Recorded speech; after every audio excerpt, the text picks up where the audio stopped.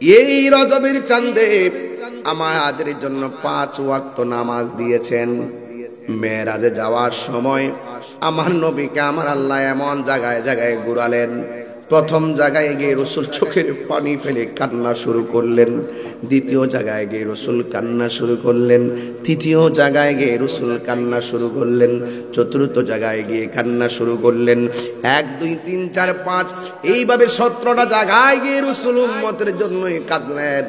আল্লাহ ডাক দিয়ে কয়, বন্ধু আপনাকে মেরাজের চাঁদে, এই রজবের চাঁদে 26 তারিখ দিবাগত রাতের বেলায় আল্লাহ রাব্বুল আলামিন আমার নবীকে রাতের বেলায় যখন 70,000 নূরের পর্দার উপরে নিয়েছেন, যেখানে কোনো মানুষ নাই, যেখানে কোনো নবী নাই, যেখানে কোনো ফেরেশতার লেশ মাত্র নাই, শুধুমাত্র নবী, শুধুমাত্র একজন। জবান খুলে বলুন তিনি কে?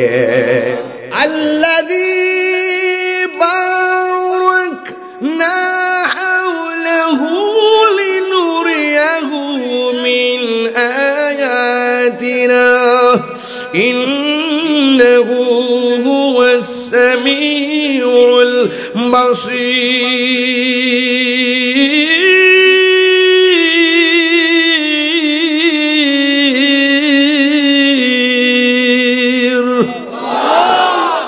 আল্লাহ রাব্বুল আলামিন হলো তিনি 12 ওয়াক্ত প্রদক্ষিণ করিয়েছেন হাওলাহু, তার চতুর্দিকে, লিনুরিয়াহু আল্লাহ রাব্বুল আলামিন নবীকে দেখাইবার জন্য, মিন আয়াতিনা আল্লাহর যত কুদরত আছে সব কুদরতুল্লাহর কুদরত দেখাইবার জন্য আমার নবীরে মেরাজ করাইছে।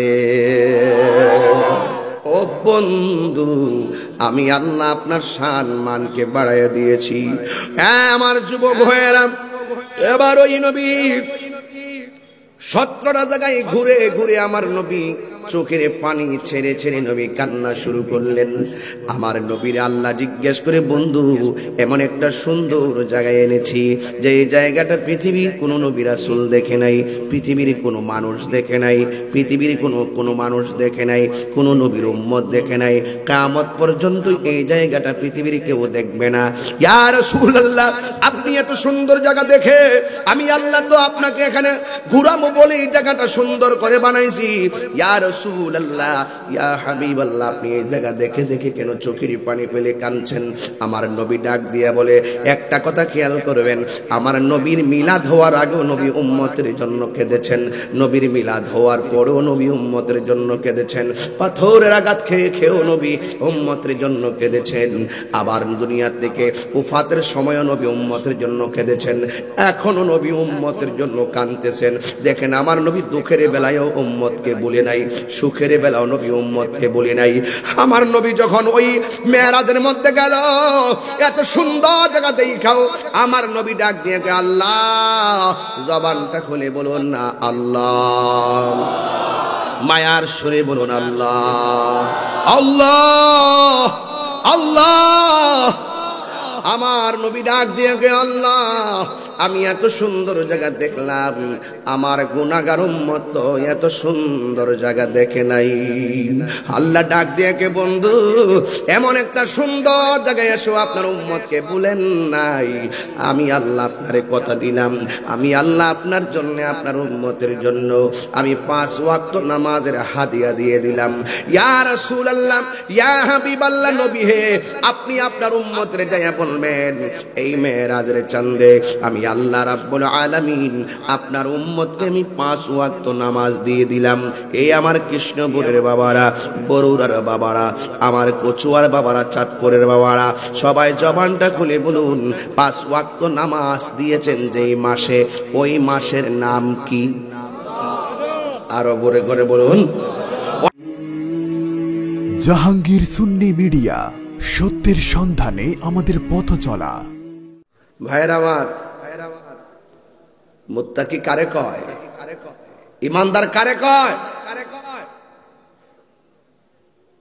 মুত্তাকি কাকে বলে? ইমানদার কাকে বলে? শুধুমাত্র বছরে বছরে একটা কুরবানি দিয়েছেন আর মাঝে মাঝে কাউকে দান করেছেন, করলে আপনি ইমানদার হয়ে গেছেন না। সর্বক্ষণ যারা ফরজের সঙ্গে লেগে থাকে, সর্বক্ষণ যারা ফরজের সঙ্গে লেগে থাকে, হালালকে হালাল জানে, হারামকে হারাম জানে, এরাই হলো ইমানদার। একদিন মাহফিল আসলে আপনি মুমিন হতে পারবেন না। এটার বাইরে আরো অনেক কাজ আছে।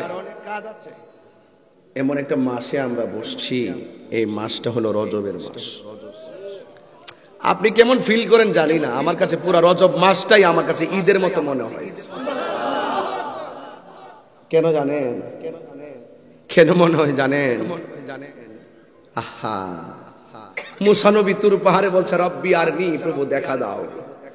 আল্লাহ বলছেন লান তারানি, কখনোই তুমি আমাকে দেখতে পারবে না। আর আমার রাসূল ঘরের মধ্যে ঘুমায় রইছেন।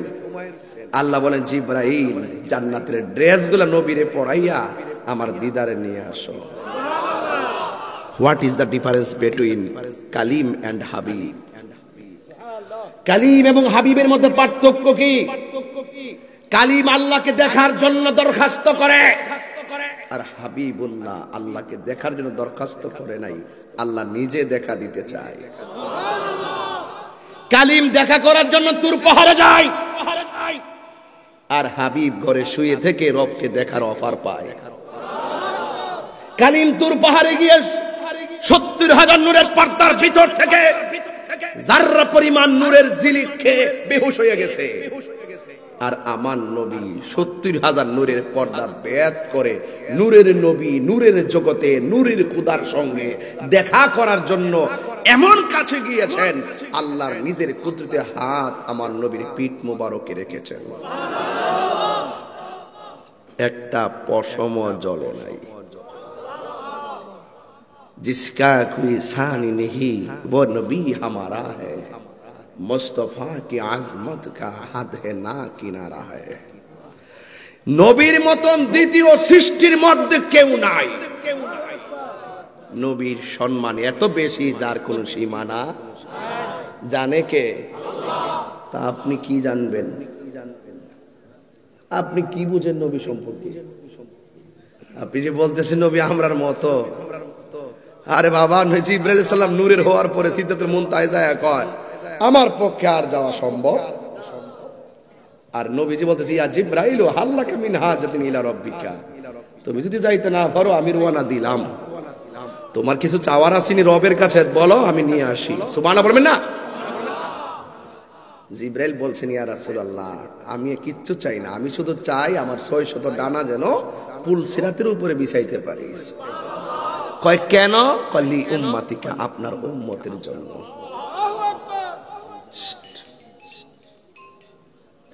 খুব মনোযোগ।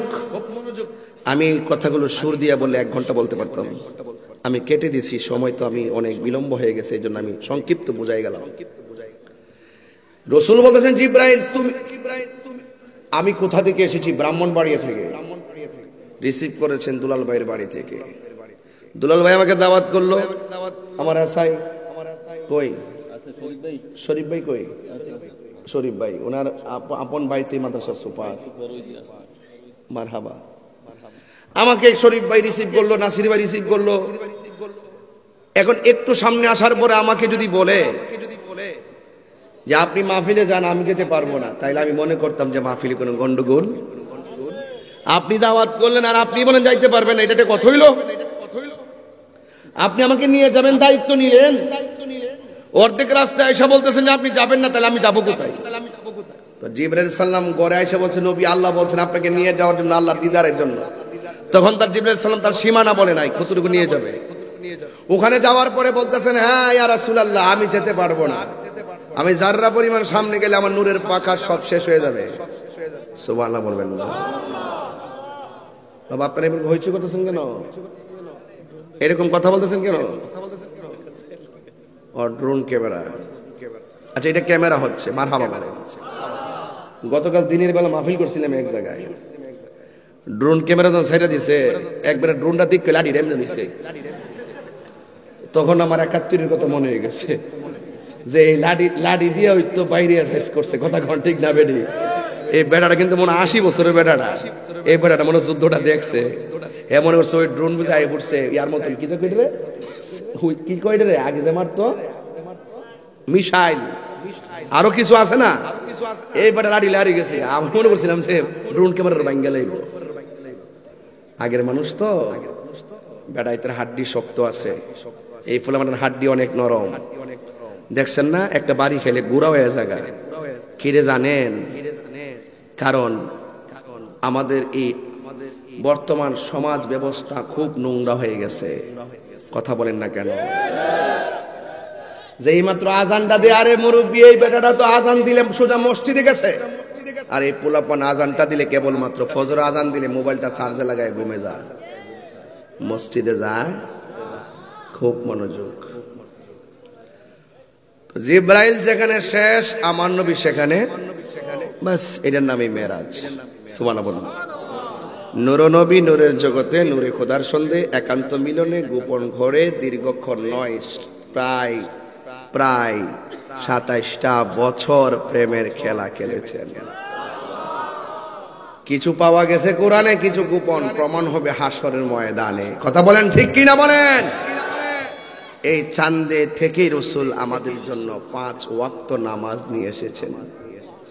এই রজবের চাঁদে আল্লাহর হাবিব আমাদের জন্য কয় ওয়াক্ত নামাজ এনেছেন?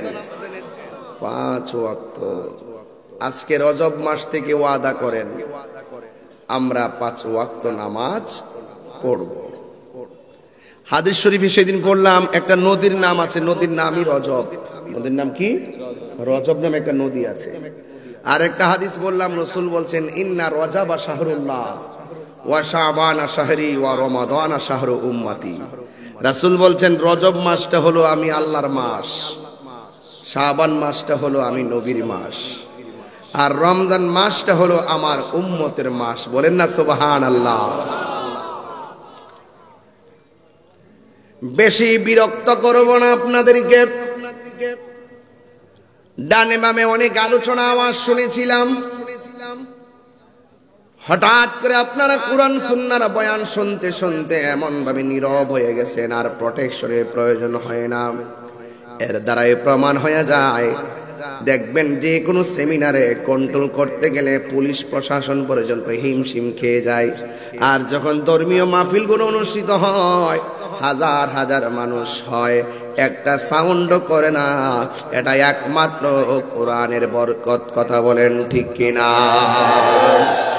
আল্লাহ রাব্বুল আলামিন এই রজবের চাঁদে আমাদের জন্য 5 ওয়াক্ত নামাজ দিয়েছেন। মেরাজে যাওয়ার সময় আমার নবীকে আমার আল্লাহ এমন জায়গায় জায়গায় ঘুরালেন। প্রথম জায়গায় গিয়ে রাসূল চোখের পানি ফেলে কান্না শুরু করলেন, দ্বিতীয় জায়গায় গিয়ে রাসূল কান্না শুরু করলেন, তৃতীয় জায়গায় গিয়ে রাসূল কান্না শুরু করলেন, চতুর্থ জায়গায় গিয়ে কান্না শুরু করলেন। 1 2 3 4 5 এইভাবে 17টা জায়গায় গিয়ে রাসূল উম্মতের জন্যই কাঁদলেন। আল্লাহ ডাক দিয়ে কয়, বন্ধু আপনাকে মেরাজের চাঁদে, এই রজবের চাঁদে 26 তারিখ দিবাগত রাতের বেলায় সুবহানাল্লাযী আসরা বিআবদিহি লাইলাম মিনাল মাসজিদিল হারাম ইলাল মাসজিদিল আকসা আল্লাযী বারাকনা হাওলাহু লিনুরিয়াহু মিন আয়াতিনা ইন্নাহু হুয়াস সামিউল বাসীর। আল্লাহ রাব্বুল আলামিন আমার নবীকে রাতের বেলায় যখন 70,000 নূরের পর্দার উপরে নিয়েছেন, যেখানে কোনো মানুষ নাই, যেখানে কোনো নবী নাই, যেখানে কোনো ফেরেশতার লেশ মাত্র নাই, শুধুমাত্র নবী, শুধুমাত্র একজন। জবান খুলে বলুন তিনি কে? আল্লাযী বারাক। কোরআন শরীফ পড়লে কি খারাপ লাগবে নাকি বিরক্তি হন আপনারা? আমি আপনাদেরকে নিয়ে খুব একাডেমিক কথা বলবো, একাডেমিক একদম গুরুত্বপূর্ণ কথা বলবো। সময়টা বেছে বেছে কথা বলছেন, আপনারা বিরক্ত না হন। আপনারা মর্জি মোতাবেক আমি কথা বলবো। আমি মর্নিং শোজ দ্য ডে। সূর্য দেখলে বোঝা যায় দিনটা কেমন যাবে। আপনাদের চেহারা দেখলে বুঝতে পারি আপনারা কয়টা পর্যন্ত থাকার মানসিকতা আছে ইনশাআল্লাহ। এই জন্য আপনাদেরকে আমি বিরক্ত করবো না। বলুন তো, আমি যে তেলাওয়াতটা করছি, মুটো তো কোরআনটা কার কালাম? এই যে অনেকের মুখ বন্ধ দেখছেন না, এই জবানটা দিছে কে? তো আল্লাহকে দিয়েছে। আল্লাহকে ডাক দিতে কষ্ট হয় আপনাদের? জবান খুলে কোন আল্লাহ বড় করে ডাক দেবে। কণ্ঠ দিয়েছেন কে? আল্লাযী বারাকনা হাওলাহু লিনুরিয়াহু মিন আয়াতিনা ইন্নাহু হুয়াস সামিউল বাসীর।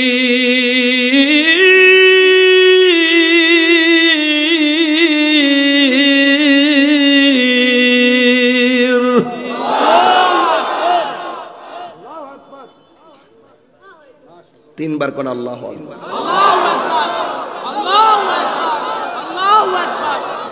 ঘোষণাটা কার? আল্লাহ ডাক দিয়া কয়, বন্ধু আমার এমন একটা জায়গায় আপনারা ঢুকাইছি। আল্লাহু আকবার কোন কেন? এই চাঁদে যদি আমি কিছু কথা না বলি আমার হক আদায় হবে না।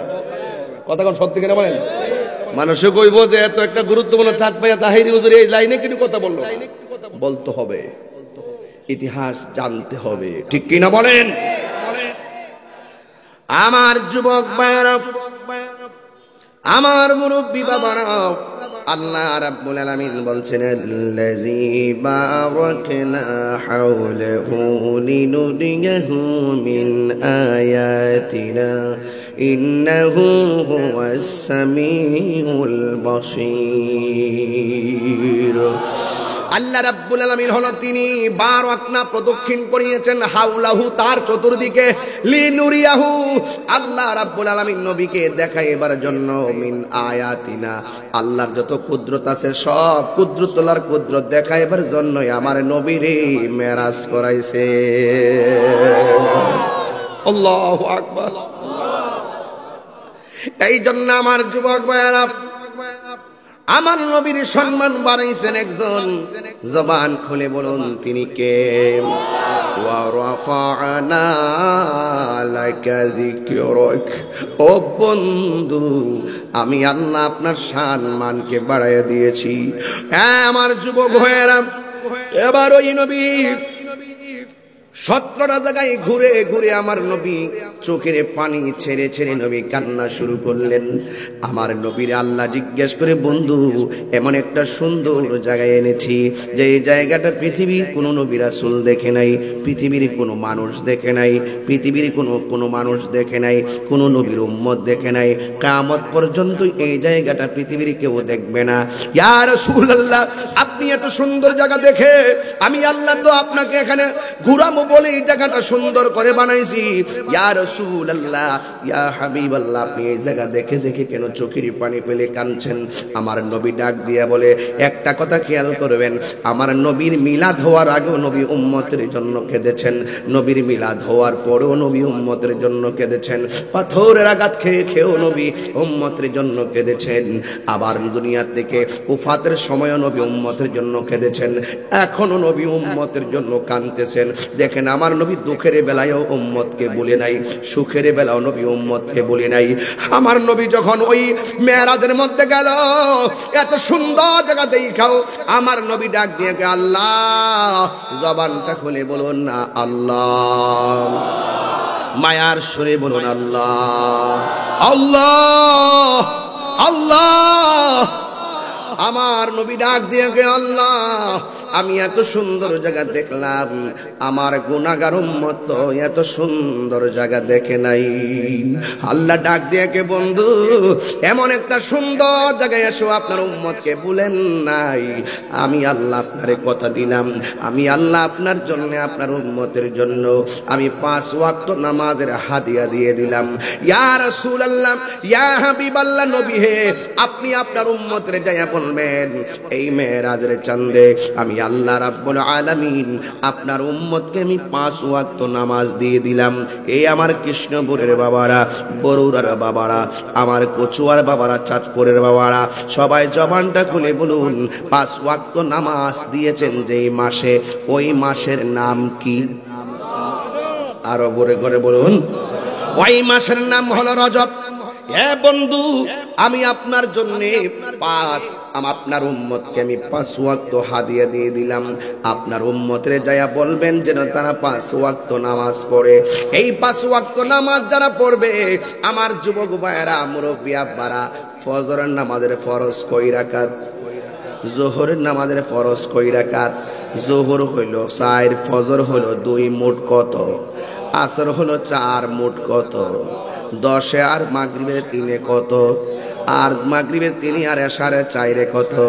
তাইলে নবীরে ঘুরাইছে কয় জায়গায়? নবীরে ঘুরাইছে 17 জায়গায়। আবার 5 ওয়াক্ত নামাজের মধ্যে 17 রাকাত ফরজ দিয়ে আমার আল্লাহ ডাক দিয়ে কয়, বন্ধু আপনার উম্মতের বলবেন যেন এই 5 ওয়াক্ত নামাজ মহব্বতে পড়ে গো নবী। এরা যখন নামাজগুলা পড়বে, আমি আল্লাহ রাব্বুল আলামিন কথা দিলাম যে এই 17টা জায়গায় ঘুইরা ঘুইরা আপনি উম্মতের জন্য চোখের পানি ফেলে কান্না করেছেন, আমি আল্লাহ রাব্বুল আলামিন আপনার উম্মতকে ওই 5 ওয়াক্ত নামাজের বদৌলতে এই 17টা জায়গায় ঘুরাইয়া ঘুরাইয়া আমি আল্লাহ তাদের ডান হাতে জান্নাতের টিকিট দিয়ে দিব। এই আওয়াজ মানি না, জবান খুলে কোন আল্লাহু আকবার। তাইলে এই নামাজের দরকার আছে না নাই? আল্লাহ রাব্বুল আলামিন বলেন, ইন্নাস সালাতা তানহা আনিল ফাহশাই ওয়াল মুনকার। আল্লাহ রাব্বুল আলামিন বলেন, নিশ্চয়ই নামাজ মানুষকে অশ্লীল এবং খারাপ কাজ থেকে বিরত রাখে। নামাজের মাধ্যমে আল্লাহর দিদার হয়।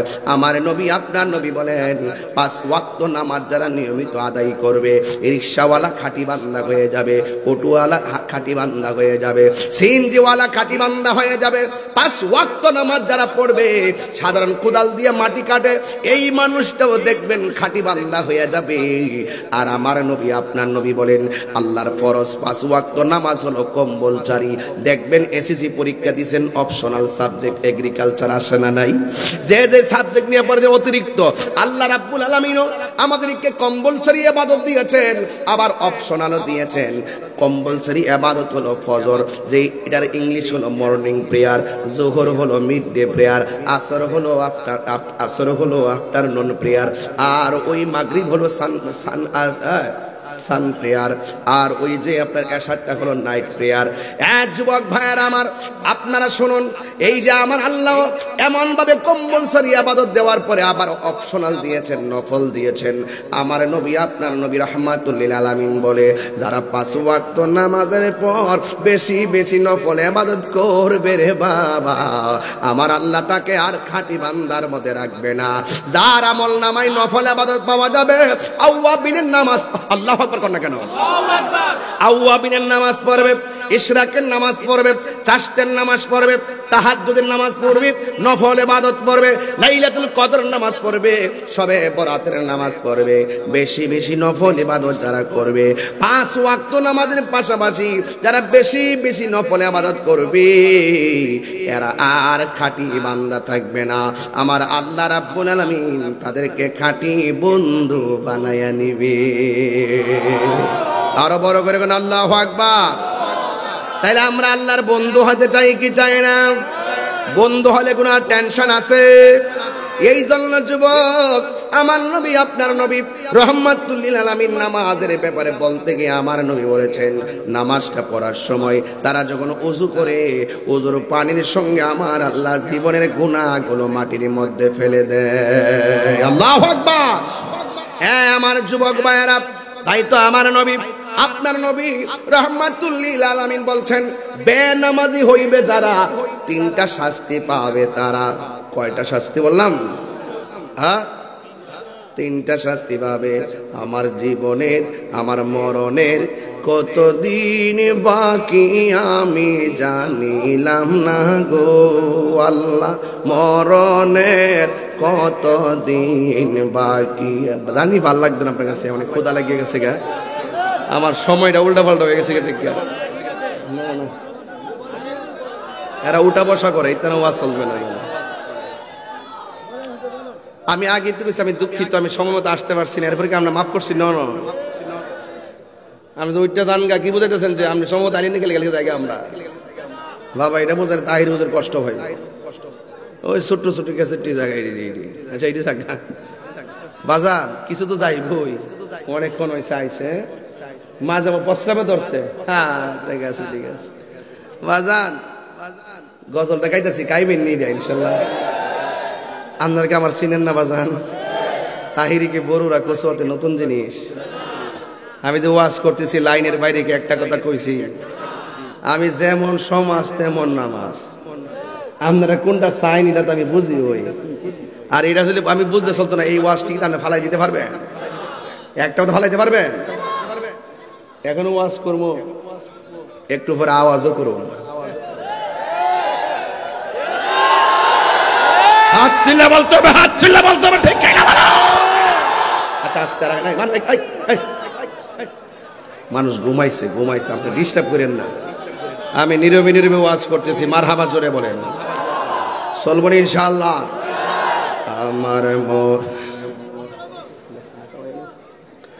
আমার মরণের কতদিন বাকি আমি জানিলাম না গো আল্লাহ, মরণের কতদিন বাকি আমার মরণের জানিলাম না গো আল্লাহ, মরণের কতদিন বাকি। এই এশারের নামাজটা মনে করেন পড়েন নাই, আপনি কি ভাবতে পারেন না যে ফজর হওয়ার আগে আপনার মরণ আসতে পারে? তাহলে কি লেগে এশারা কাজা করে ঘুমাইবেন, ফজর হইরা নামাজ পড়বেন, ফজর হওয়ার আগে তো আপনার মরণ হয়ে পড়তে পারে। কথা কোন ঠিক না বেটে? তাহলে আজকের কাজ আগামী দিনের জন্য রেখে দিবেন না। হতে পারে আজকের মাহফিলটাই আমার শেষ মাহফিল, কালকে আমার দিনের বেলা মাহফিল চট্টগ্রাম লালদিঘির ময়দান, রাত্রে মাহফিল বুড়িচং, এরপরের মাহফিল সোনারঘাট। কয়টা হইল? কই চট্টগ্রাম, কই বুড়িচং, কই সোনারঘাট, কেমনে মিলামো সময় আল্লাহ জানে। এরপরে দিনের বেলা মাহফিল হইল, কালকে পরশু দিনের বেলা মাহফিল হলো পাবনা। আমি খুব পেরেশানিতে আছি বাজান। রহমত দেওয়ার মালিককে। গজলটা গাইবেন নি? এই গজল আমি রাত্রে একলা একলা গাই, খুব কলিজাটা ফাইটটা যায়। বলেন, হাসির খোরাক দিচ্ছি না আমি, কিন্তু ওয়াজটা সামাজিক ওয়াজ ধরছি। একটু চোখের পানি ফেলায় আম্মা আব্বার জন্য একটু দোয়া করে যাইবেন, বাস কৃষ্ণপুরে মাহফিল ধন্য হয়ে যাবে। আমার মরণের কতদিন বাকি আমি জানিলাম না গো আল্লাহ, মরণের কতদিন বাকি আমি জানিলাম না গো আল্লাহ, মরণের কতদিন বাকি। আর আজরাইল আসিয়া যখন হস্তে দিবা দড়ি, আজরাইল আসিয়া যখন হস্তে দিবা দড়ি, তখন আমার মনা ভাই করবা লুকালুকি আমি জানিলাম না গো আল্লাহ, মরণের কতদিন বাকি আমার মরণের কতদিন বাকি আমি জানিলাম না গো আল্লাহ। শিখেন না? দিন বাকি আর 40 দিন রাগে ভাইরে মৌতের নিশানি, 40 দিনের আগে বাইরে মৌতের নিশানি, জমদূতে বা ইন্দানি বচকে দিয়া আন্দি আমি জানিলাম না গো আল্লাহ, মরণের কতদিন বাকি আমার মরণের মি জানিলাম না গো আল্লাহ, মরণের কতদিন বাকি।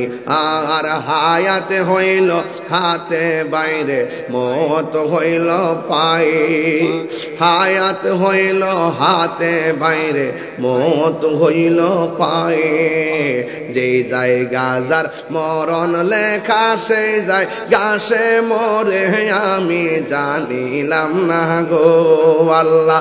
মরণের কত দিন বাকি আমার মরণের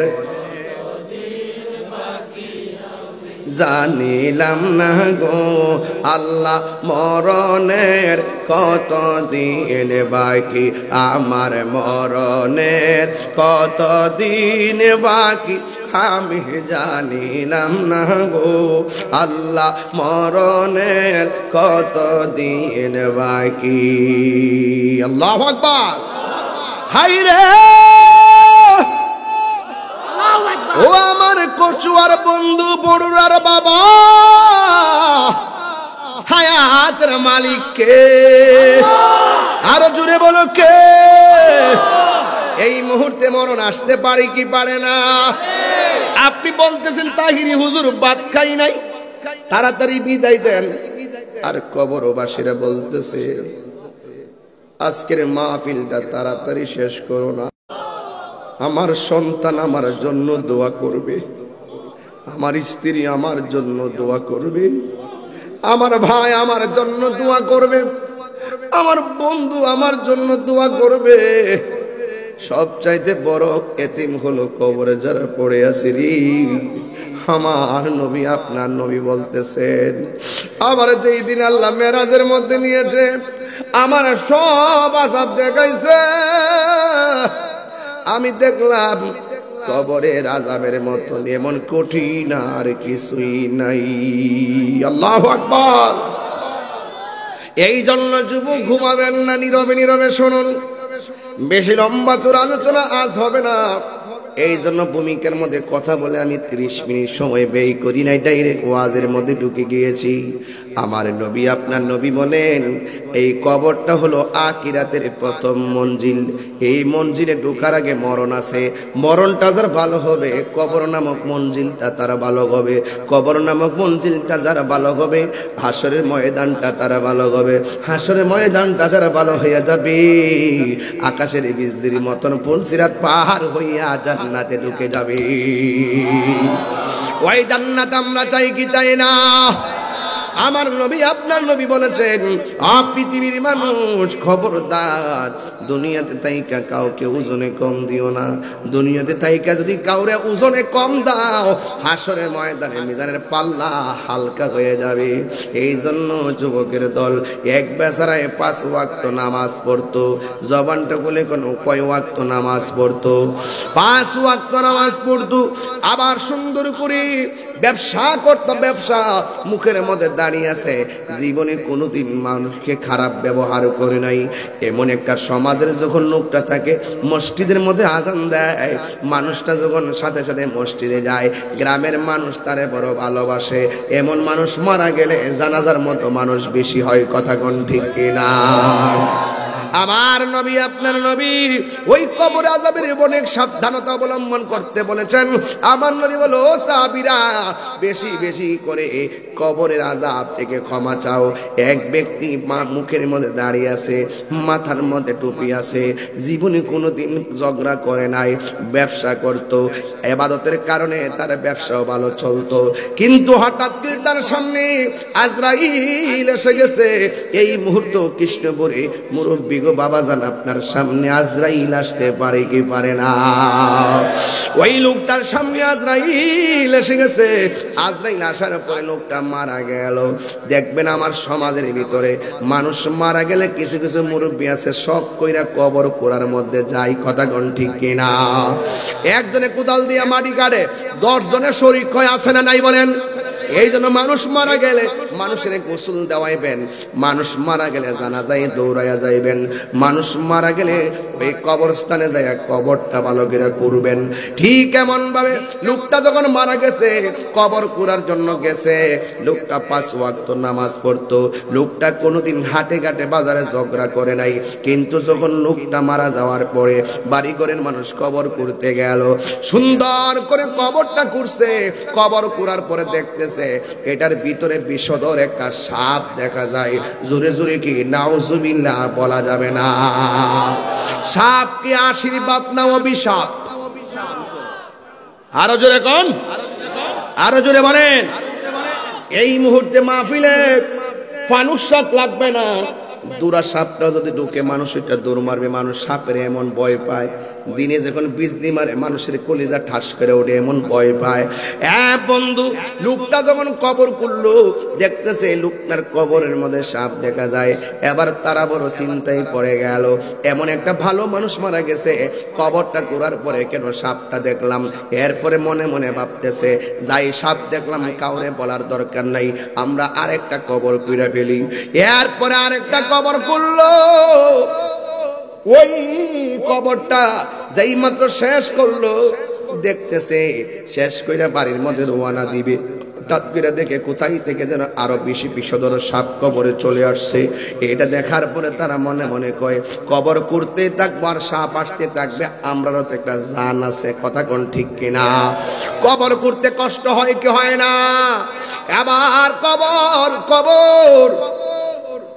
এরপরে ওই লোকগুলো বলতেছে, দুইটা কবরে যেহেতু সাপ পেয়ে গেছি, এখন আমরা আর কবর করব না, সোজা আল্লাহর বন্ধুর কাছে ঘটনাটা খুললা বলবো।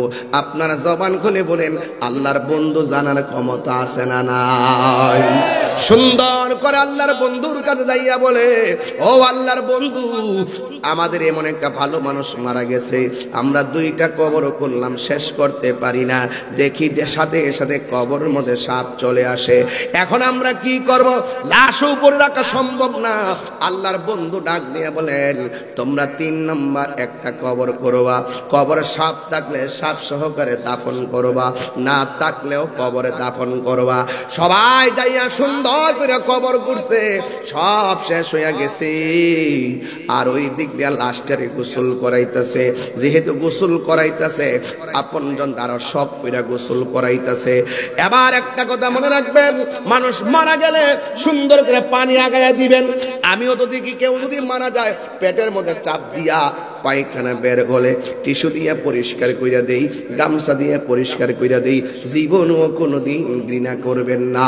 ওই গোসলখানার ভিতরে লাশের সুন্দর করে গোসল দেওয়াইবেন, পায়খানাগুলা পরিষ্কার কইরা দিবেন, নখগুলারে খিলাল কইরা দিবেন, দাঁতগুলারে খিলাল কইরা দিবেন, নতুন জামা গায়ের মধ্যে লাগাবে। যুবক, এই কৃষ্ণপুরে কত লাশ গোসল দিছে, এই মাঠও জানাজা আছে না নাই? জানাজা পড়ায় এই মাঠও জানাজা আছে না নাই? আরে একটাবার চিন্তা করেন না, কতগুলো লাশ এখান থেকে শেষ বিদায় দিছেন, না জানি কোন দিন এই মাঠের মধ্যে আপনার দেহটা লাশ হইয়া চলে আসে রে বাজার। যেই মানুষটা হাঁটে কাটে বাজারে চলে, ওই মানুষটা লাশ হইয়া কবরে আসবে, এই মাঠের মধ্যে আসবে। দেখছেন নি আমরা মুসলমান কত সুন্দর ধর্ম পাইলাম, মারা যাওয়ার পরে নাকের মধ্যে তুলা দেয়। জিজ্ঞেস করলাম, নাকের মধ্যে কেন তুলা দাও? কয় নাক দিয়া যেন পানি না ঢুকে। কত মায়া, মায়া রে কত মায়া। এই কথাগুলো আমি সব মাহফিলে বলি। এরপর মানুষ কেন আখিরাতের কথা ভাবে না? দুনিয়া দুনিয়া কইরা আখিরাত বরবাদ করে বলাইতেছি। এই জন্য কানের মধ্যে তোলা দেয়, কান দিয়া যেন পানি না ঢুকে। কত মায়া, মায়া রে কত মায়া। বেশি গরম পানি দেয় না, বেশি ঠান্ডা পানিও দেয় না, কুসুম গরম জল দেই। কত মায়া। ওই কসকু সাবান দিয়া সুন্দর করে গোসল দেই। কত মায়া। পুরান কাপড় দেই না, নতুন কাপড় দিয়া তারে বাইন্ডিং করে সাজায়া দেই। কত মায়া, মায়া রে কত মায়া। পুরুষের কাপড় কেন 3টা? পুরুষের কাপড় কেন 3টা? মহিলাদের কাপড় কেন 5টা? এই কথা দিয়ে কোনো মৌলবীরা ওয়াজের মধ্যে কয় না। এত কাপড় আছে দুনিয়ায়, সাত নীল আছে, লাল আছে, সাদা কাফন দিয়া কেন কাফনটা পরাই? এই ওয়াজ দিয়ে কোনো মৌলবীরা কয় না রে। আম পাতা, জাম পাতা, কত পাতা আছে। ওয়াজগুলা প্রতি মাহফিলে বলি বুঝার জন্য। বড়ই পাতার গরম জল দিয়া কেন গোসল দেওয়ায়? এই কথা দিয়ে কোনো মাওলানা কয় না। কথা কোন ঠিক না?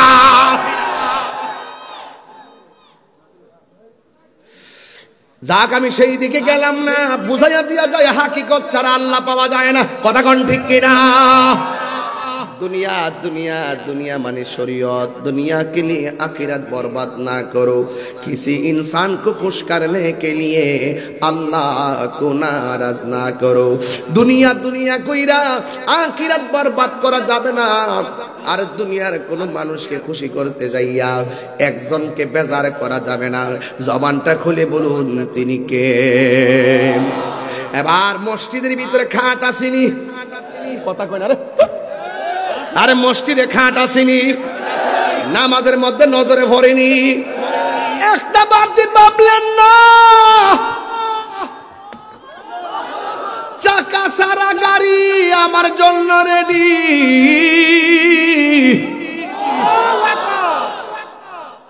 দুনিয়ার গাড়ির মতো চাক্কা আছে না নাই? তেল দিয়া চলে, মসজিদের খাটটা চলবে জীবন নামক 4টা চাক্কা দিয়া।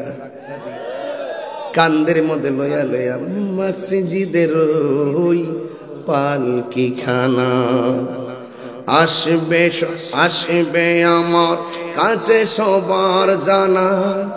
বড়ই পাতার গরম জলে শেষ গোসল দিবে সব জনা।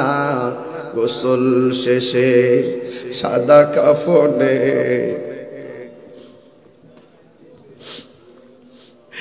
এই গড়ি খুলে রেখে দিবে, ব্রেসলেট খুলে রেখে দিবে, শরীরে যা আছে সব খুলে রেখে দিব। সেই ঘরের মধ্যে মায়ের কত শাড়ি পরে আছে, কিন্তু মা দক্ষিণী সব শাড়ি ফালাইয়া প্লেট, কাছের প্লেট কত ধান দিয়া চাল দিয়া কিনছে রে বাবা। গট্টার ভিতরে ঢুকলে এখনো বাপের পাঞ্জাবি দেখলে মাথা ঠিক থাকে না।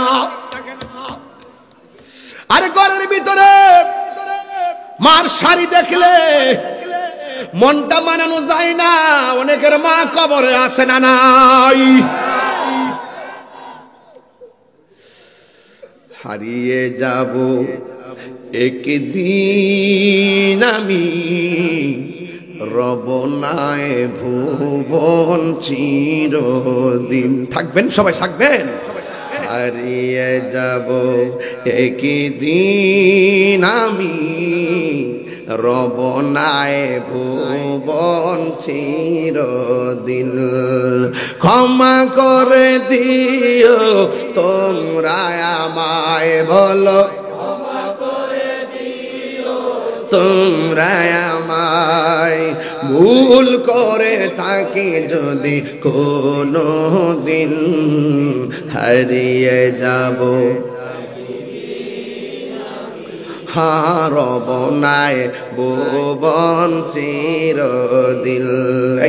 বাসে বাগ, বাসা যারা আসেনি, বাসে বাগানে বা গোরস্থানে হয়তো দিবে মোরে কবর। তোমরা আমায় যাবে ভুলে, রাখবে না জানি কোনো খবর। বাসে বাগানে বা গোরস্থানে হয়তো দিবে মোরে কবর। তোমরা আমায় যাবে ভুলে, রাখবে না জানি কোনো খবর। পড়বে কি মনে আমার কথা, ফেলবে কি অস্ত্র কোনো দিন, হারিয়ে যাব হারব নাই ভুবন চিরদিন। বলো হারিয়ে যাব একদিন আমি, রব নাই ভুবন চিরদিন। সবাই ক্ষমা করে দিও তোমরা আমায়, বলো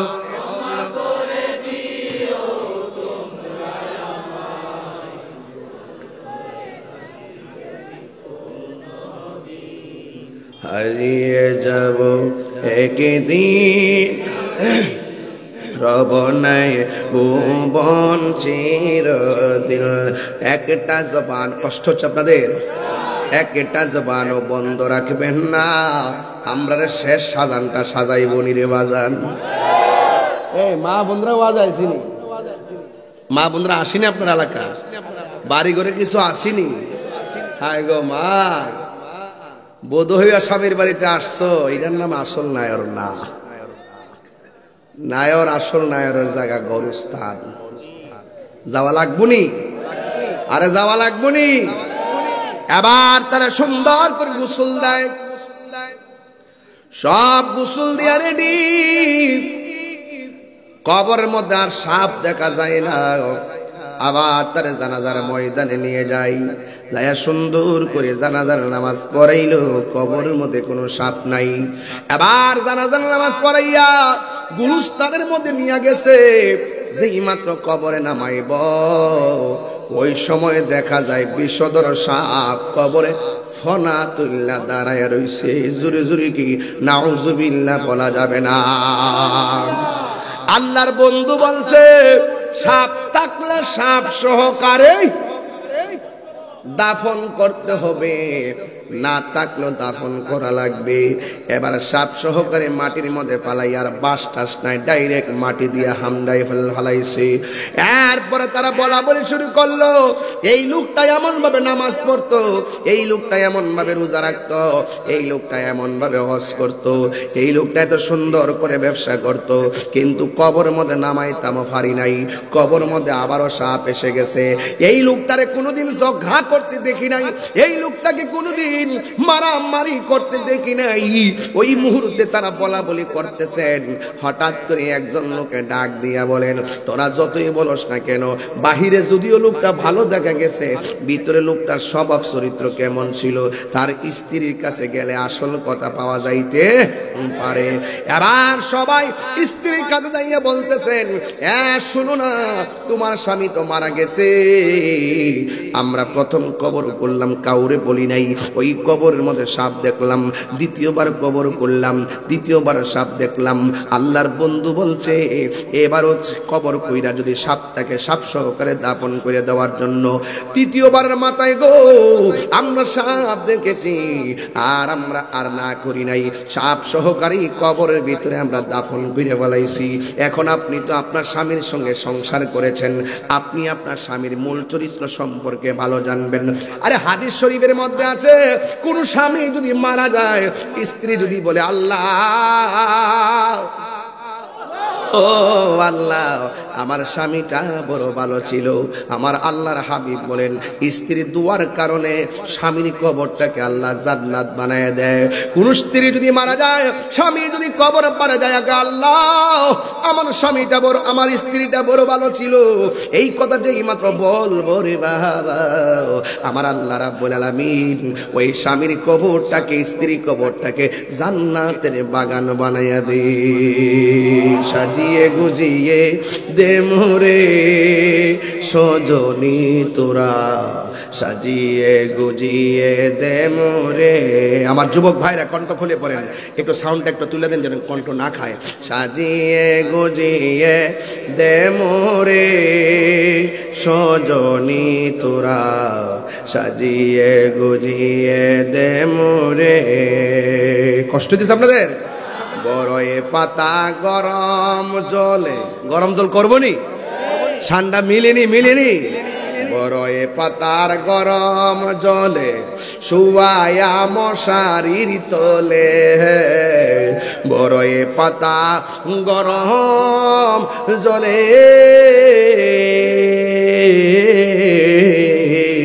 বড়য়ে পাতা গরম জলে শুয়ায়া মশারির তলে, আতর গোলাপ চন্দন মেখে দে সজনী তোরা, সাজিয়ে গুজিয়ে দে মোরে, সাজিয়ে গুজিয়ে দে মোরে। সবাই কন্যা, সাজিয়ে গুজিয়ে দে মোরে। এত রঙিন এত কাপড় কিছুই ভালো লাগে না মোর, এত রঙিন এত কাপড় এত রঙিন এত কাপড় কিছুই ভালো লাগে না মোর, সাদা কাফন আসিনি, সাদা কাফন, সাদা কাফন আমায় পরাই দে, কোননি তোরা সাজিয়ে গুজিয়ে দে মোরে। হাই রে স্ত্রীকে ডাক দিয়ে শোনো না গো, 3 বার কবর করলাম, কবরের ভিতরে কি তোমার স্বামী এমন কাম করছিনি যা বাইরে আমরা দেখি না, ভিতরে তুমি জানো। বাটফারি করবেন দুনিয়াত, ও আজটা যে কোন জায়গা লইতাছি, আপনি যে আপেলটা কিনতে যান ইডি কইলে তো হলাম, ইডি কাটটা ছেড়ে দিব। আমার তো ডর করে, ডর করে কোন সময় কোন করাটা কাটটা ছেড়ে দিয়ে আমার বাসটা দেওয়া। এটা ইউটিউবার আপনি যে আপেলটা কিনতে চান দেখবেন বাজান ঠুঙ্গাটা 200 গ্রাম নিচে কথা ঠিক আছে কিনা নিলেন, নিচে যে ঠুঙ্গাটা উদ্র মুডা নিচে দা, শুধু ঠুঙ্গার 150 গ্রাম। আপনি যে শেষটা যে মাছটা ফুসলিতে তুইলা যে বেছেন, পানি দেখবেন দুনিয়ার ওজন দিয়া মাপ গেলা।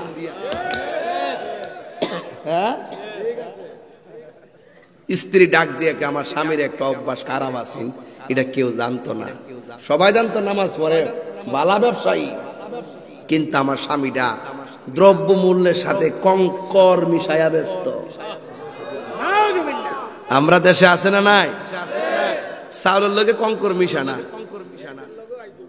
হ্যাঁ পেঁয়াজের লোক আইছে, আচ্ছা ফাত্তর আইছে আয়ক দে আইবই শুনেন না। আমরা দেশে চাউলের লোকে ফাত্তর মিশানা, কারণ চাউল কিনার সময় দেখে কিনে, বুঝা কিনে, ধান থাকলো কিনে না, ধান বাচ্চা বাচ্চা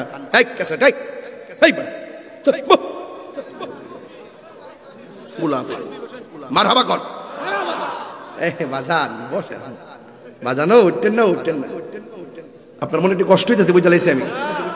এতকারে বুঝছি যে আপনার বাড়িতে যাবার লেগে ফোন দিছে, ফোন না ওয়াজ চলতেছে, ওয়াজ বলতে পারবেন, দলিলের বাইরে কথা বলতেছি, দেখেন কি ওয়াজটা করি এখন। হেই বেড়া কং, হেই বেড়া চাল লগে গমের লগে জবের লগে ফাত্তর মিশাই ওজন করে বেচছে, আমরা তো শীতা নাই,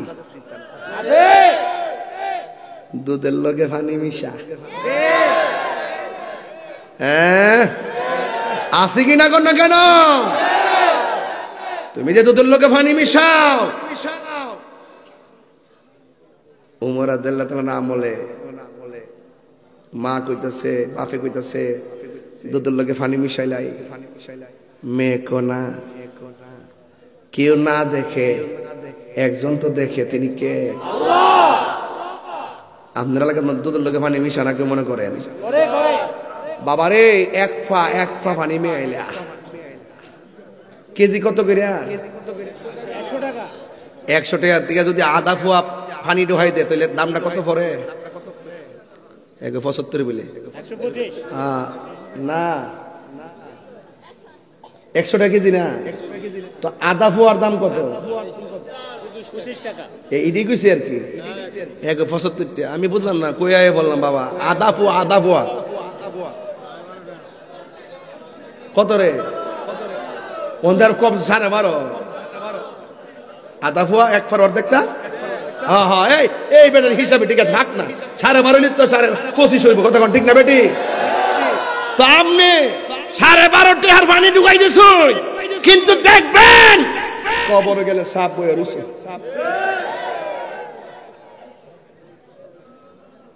কেউ জানে না, জানে কেডা?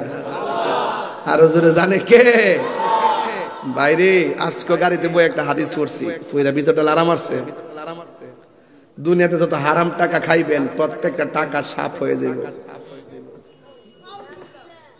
পেটের ভিতরে ঢুকে আপনারা সবল মারবো, নাজবিল্লাহ কষ্টটি হই। এরপর তাই পিএল খেলে আমরা জোয়া দিয়ে ধরস, বিপিএল চলতেছে দিয়ে যে দোকানে দোকানে বলে বলে ধরতেছে, কথা কোন ঠিক না বেটে? কালকে দেখলাম পুরা এক বেড়া, কি সমস্যা? ও দুলাল ভাই, ভোগলটা ভাই যায় বাজান পাউডার দিয়ে কই নামাজ পড়ছেন, পড়ার মতো পড়ছেন না, রোজা রাখছেন, রাখার মতো রাখছেন না, চিন্তা করেন না। যুদ্ধের সময় পাইছেন, যুদ্ধের নামাজটা পড়েন। আপনার হায়াত হইলো, অনেকে কোনা যায় 60 বছর কি করছো হিসাব নিব। আমি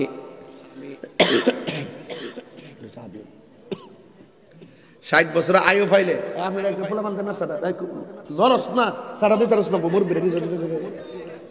বুঝছে না, মারা আল্লাহু আকবার। ফুলা ফান্ডে আমার থেকে মুখের থেকে কথাটা কাইরা লয়ে যায়। আমার তো বাজার মুখটা চুল না কই পারি না, আমার যে ইউটিউবের যুগ আইছে, কোন সময় কোনটা নিয়ে ডুহাই, এমনি তো নটা মারহাবা জোরে কোন না গেলে গা। আজকে থেকে ওয়াদা করেন, আমরা কি দুধের লোকে পানি মিশামু? হারামের মধ্যে কি আরাম আছে? কারা কারা দুধের সাথে পানি মিশাই বেচবেন? হাত তোলেন। ও সুবহানাল্লাহ, পুরা আগুন দি না। আমরা হারাম খাবো, আমরা হারাম খাবো, মানুষকে ঠকাবো, মানুষের হক মাইরা খাবো।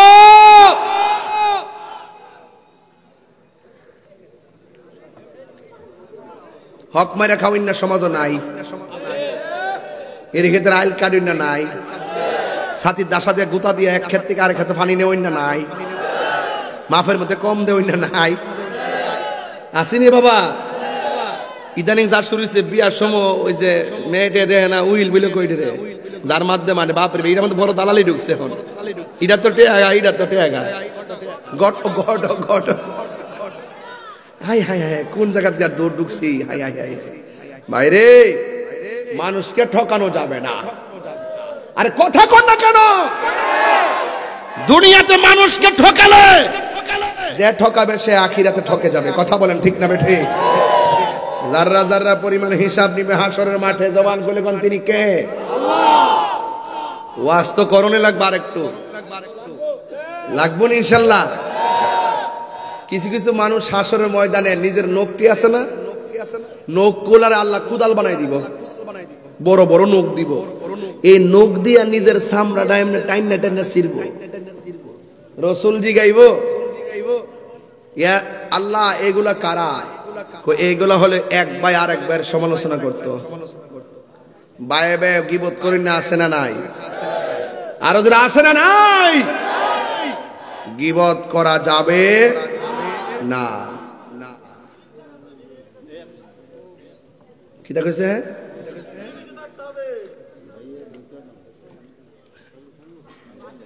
মিলেমিশে দেখতে ভাই, এটা ঠিক আছে, একটা দামি কথা কইছে। ভালোবাসা সেখানে শান্তি, ভালোবাসা যেখানে শান্তি, নাকি অশান্তি লাগবে? খবরদার, মুখের কথা বের হয়ে গেলে আর ফিরে আসে না। এই কথাটা বের করার আগে খুব চিন্তা ভাবনা করতে হবে। কথা কোন ঠিক না বেঠে? সবাই আমার সাথে মহব্বতে, তুমি জীবন তুমি মরণ।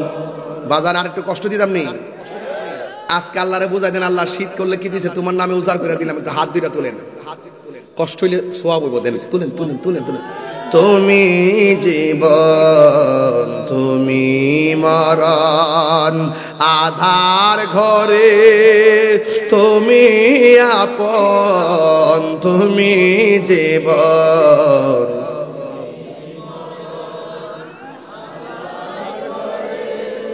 তুমি আপন, তুমি মোদের পাড়ের তরি, তুমি তুমি নিদান তোরানে ওয়ালা ইয়া রাসূলুল্লাহ বিবাল্লাহ ইয়া রাসূলুল্লাহ বিবাল্লাহ ইয়া রাসূলুল্লাহ। এবার তুমি মোদের আশার আলো, তাই তো তোমায় মাশাআল্লাহ তুমি মোদের আশার আলো, তাই তো তোমায় আর হৃদয় নামের ফুলদানিতে হৃদয় গেতে রেখেছি প্রেমের মালা, ইয়া রাসূলুল্লাহ হাবিবাল্লাহ, ইয়া রাসূলুল্লাহ ইয়া হাবিবাল্লাহ, ইয়া মাশাআল্লাহ আল্লাহ, ইয়া রাসূলুল্লাহ বল্লাহ, ইয়া রাসূলুল্লাহ মি বল্লাহ, ইয়া রাসূলুল্লাহ। একটা জবান বন্ধ রাখবেন না, হাসর ময়দানে গায়ের মধ্যে থাকবো থাকবো না, উঠটালো সোজা ল্যাংটা উঠবা, উলঙ্গ উলঙ্গ গাট্টারা ভাঙ্গা দিয়া এমনে উড়াইবো, এমনে ফর্দার ফেল চান চান দুফরে আমার দেহের নি সামনে দেখতেন না। রসুল বলছেন আয়েশা একজনের দিকে তাকাইবার সময় পাবে না, মাথার আধ বিঘা দুপুরে সূর্য থাকবে।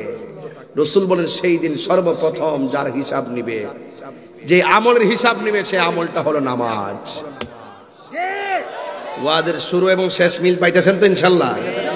আমি তো শুরু করছি নামাজ দিয়া, কথা বলেন ঠিক না বেঠে?